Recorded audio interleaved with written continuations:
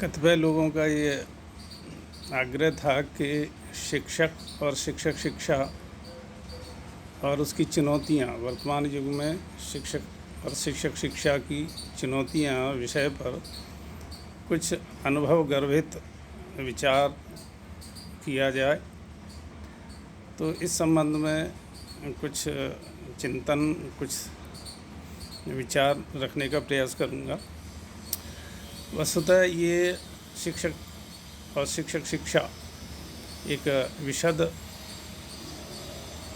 विषय है, बहुत बड़ा विषय है, जिस पर 10-5 मिनट के वीडियो में सब कुछ रख देना संभव प्रतीत नहीं होता, लेकिन कुछ संकेत मात्र किया जा सकता है। वस्तुतः जब हम शिक्षक की बात करते हैं तो पुरातन शिक्षा पद्धति की ओर भी संदर्भ के लिए हमारा ध्यान सहज ही आकृष्ट होता है कि आखिर पुरातन समय में ऐसी क्या व्यवस्था थी कि उन्होंने जो कथाएं बनाई, जो कहानी बनाई, जो इतिहास पुराण की जो रचना की, वो अमर हो गई और आज भी हम उसे बड़े सुरुचिपूर्ण ढंग से उनका अध्ययन करते हैं। लेकिन वर्तमान पाठ्यक्रम, पाठ्यपुस्तकें और शिक्षण पद्धति, शिक्षण प्रविधि में वो सुरुचिपूर्ण नहीं आ पाता, सुरुचिपूर्ण और वो आस्वाद नहीं आ पाता जो तत्समय की शिक्षा व्यवस्था में देखने को मिलता है।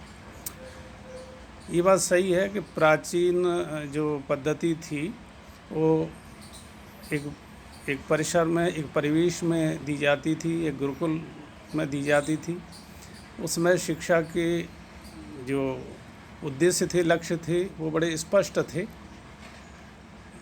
और शिक्षक की भी जो गार्हस्थ्यिक आवश्यकताएं थीं उनसे वो संतुष्ट रहते थे। उन्हें भी अपने बारे में चिंतन करने की आवश्यकता नहीं होती थी। उसकी सारी आवश्यकताओं की पूर्ति उस परिसर में ही हो जाती थी। लेकिन प्राचीन समय में यह तो उस समय के गुरुकुल के जो कुलपति हुआ करते, उनके सामने ये लक्ष्य या ये उद्देश्य रहता था कि किस तरह का हमें मानव तैयार करना है जो उसके खुद के लिए, समाज के लिए और राष्ट्र के लिए उपयोगी हो। उन्हें किस तरह के मानव की, किस तरह के शासक की, प्रशासक की आवश्यकता है। जो शासक या जो शासन पद्धति या जो राक्षसता मनुष्यों का, शिक्षकों का, ऋषियों का, मुनियों का, चिंतकों का खून पीती है, उसको वो परास्त कैसे कर सकते हैं, वो कैसे, और वो कौन सी समाज शिक्षा दी जा सकती है जिससे नारी का उद्धार, अहिल्या जैसी नारी का जो उद्धार कर सके। वो कौन सी शिक्षा दी जा सकती है जो सबरी जैसी जो वर्ग की जो महिला थी उसके घर जा कर के भोजन को बड़े स्वादपूर्वक चख सके, और गुह और निषाद जैसे और सुग्रीव जैसी जो उस समय के जो समाज के लोग थे उनको गले लगा सके, उनसे मित्रता स्थापित करे और समाज में जनमत के आधार पर अपनी सत्ता और समाज के लिए उत्कृष्ट कार्य कर सके। तो ऐसा उन्हें अभीप्सित था, ऐसा उनका उद्देश्य था, ऐसा मानव तैयार करना, और उन्होंने किया। हरिश्चंद्र पैदा किए उन्होंने श्री कृष्ण जैसी, उन्होंने भी धर्म और अधर्म के बीच में बड़ी स्पष्ट रेखाएं खींचते हुए और उन्होंने धर्म की संस्थापना के लिए ऐसे पात्र उन्होंने तैयार किए। परवर्ती काल में भी चाणक्य की शिक्षा में भी यही देखने को मिलता है कि राष्ट्र के नायक उन्होंने बड़े धुरंधर और बड़े पौरुष संपन्न राष्ट्रभक्त पैदा किए। लेकिन यह नहीं कि परवर्ती काल में नहीं, यह प्राचीन शिक्षा का ही प्रतिफल है, उनका ही बीजारोपण है कि ऐसे संकल्प के धनी, ऐसे सदाचार के धनी, ऐसे सत्यान्वेषी और सच्चरित्र लोग तत्समय से लेके आज तक भी होते आए हैं। स्वतंत्रता आंदोलन के समय भी देखने को मिले और उसके बाद भी परवर्ती काल में भी और अद्यावधि भी। ऐसा नहीं है कि चरित्र युक्त चरित्रवान लोगों की कमी है, लेकिन फिर भी यह बात कही जाती है कि बहुत वर्षी इस धरती पर अमृत की धार पर नहीं अब तक सुशीतल हो सका संसार। राम कृष्ण और इतनी महान विभूतियाँ आई इस धरती पर, लेकिन अभी भी इस पृथ्वी पर शांति की स्थापना नहीं हो सकी और अभी भी ऐसे मानव की और को तैयार करने की ज़रूरत है जिससे कि लोगों जो शांति स्थापित हो सके और व्यक्ति अपने व्यक्तिगत जीवन में, सामाजिक जीवन में, राष्ट्र के जीवन में, राष्ट्रीय चरित्र के लोग तैयार हों, ऐसी आवश्यकता सदा बनी रहेगी। लेकिन जब हम आज वर्तमान के शिक्षक और शिक्षा पर विचार करते हैं तो हम पाते हैं कि आज शिक्षक के सामने बहुत बड़ी जटिलताएं हैं, बहुत बड़ी समस्याएं और चुनौतियां भी हैं, चैलेंजेस हैं। उनको आज के जो शिक्षा शास्त्री हैं उन्होंने ऐसा नहीं इस पर चिंतन भी किया है और तदनुसार उन्होंने अपने सिद्धांत दिए, थ्योरी दी और उसके अनुसार शिक्षण संस्थाओं में, प्रशिक्षण संस्थाओं में उनके अनुसार कार्य भी किए गए। लेकिन अभी भी ऐसा लगता है कि इसमें सुधार की अपेक्षा है, क्योंकि आज भी शिक्षक की वही दशा है। जैसा एक उदाहरण से कहा जाता है कि शिक्षक कक्षा से ऐसे ही लौटता है, चाहे वो प्रशिक्षण संस्था का हो, चाहे बहुत बड़ी उच्च कक्षाओं का शिक्षक हो या निम्न कक्षाओं का शिक्षक हो, उसकी हालत ठीक उसी तरह होती है जैसे कि सुमंत्र जब राम, लक्ष्मण और सीता को वन में विदा करके लौटे थे तो उनकी मन स्थिति क्या थी।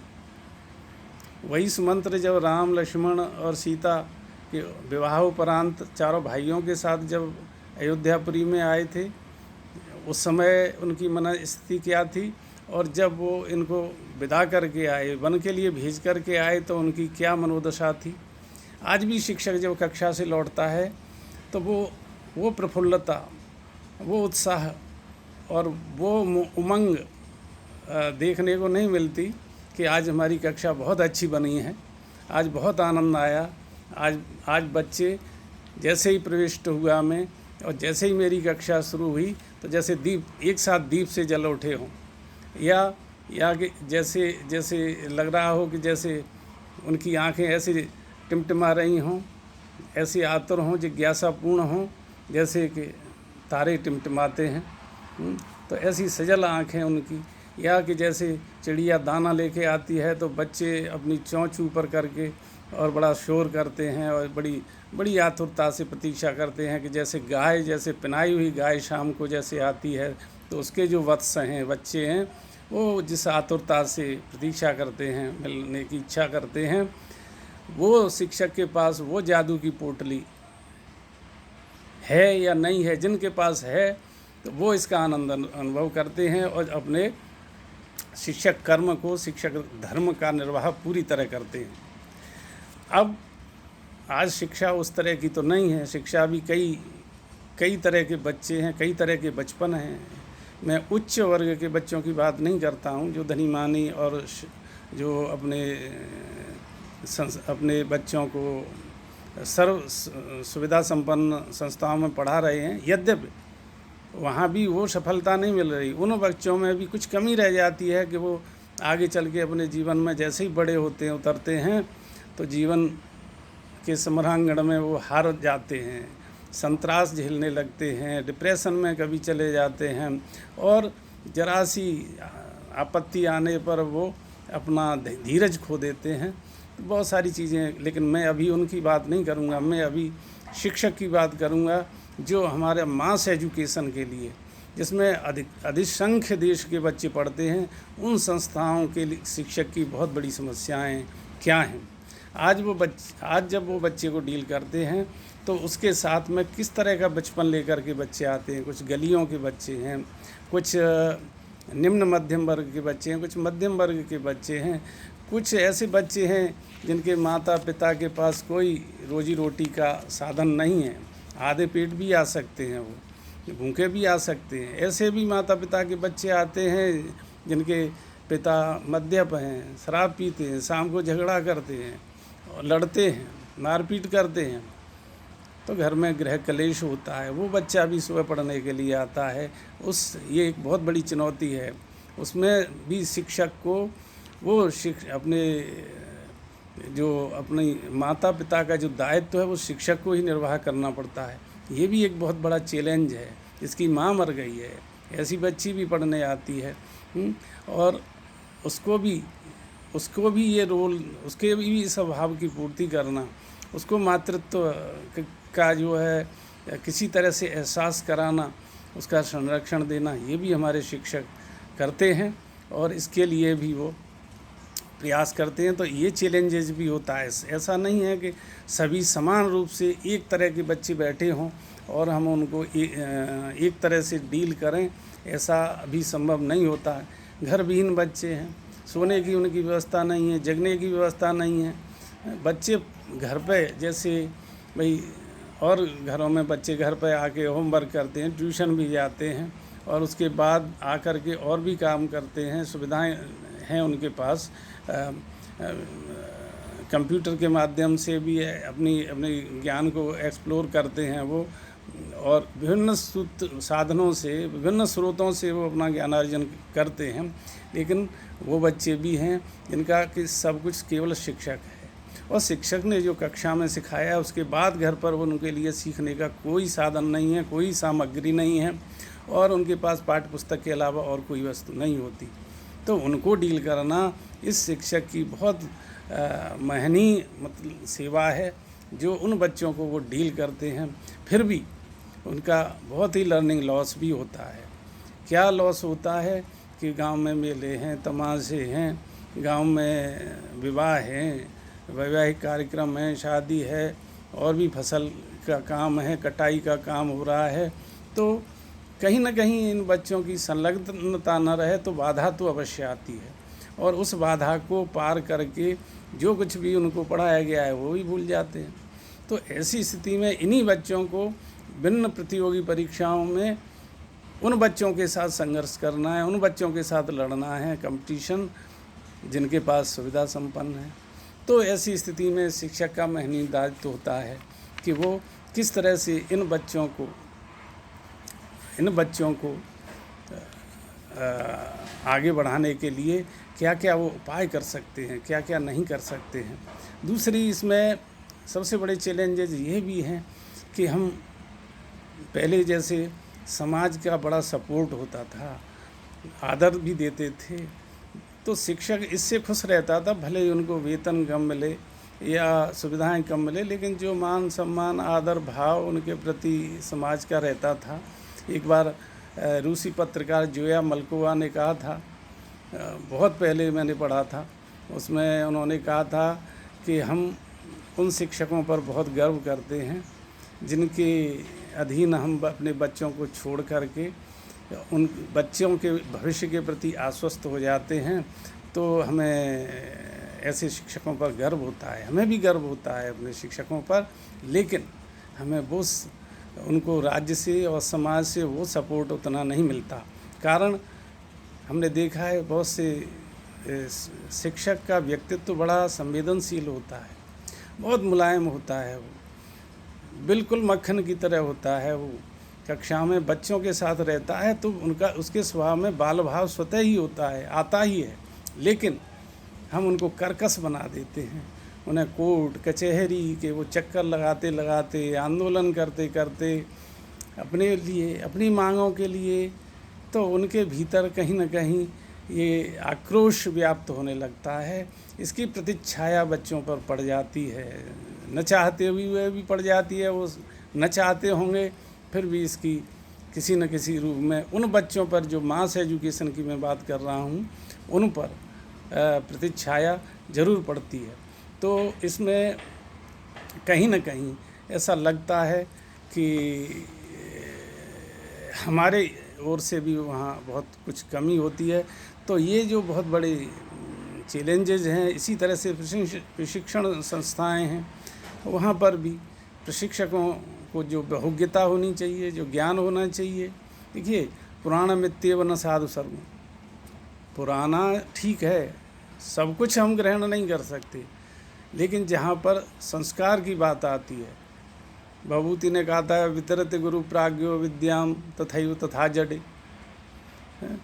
एक गुरु तो अपनी विद्या को प्राज्ञ में, जो बहुत बुद्धिमान है, उसमें प्रकृष्ट मेधा का स्वामी है, बहुत बच्चा क्रिएटिव भी है, इंटेलिजेंट है, उसमें भी बांटता है, और एक जड़ में भी बांटता है।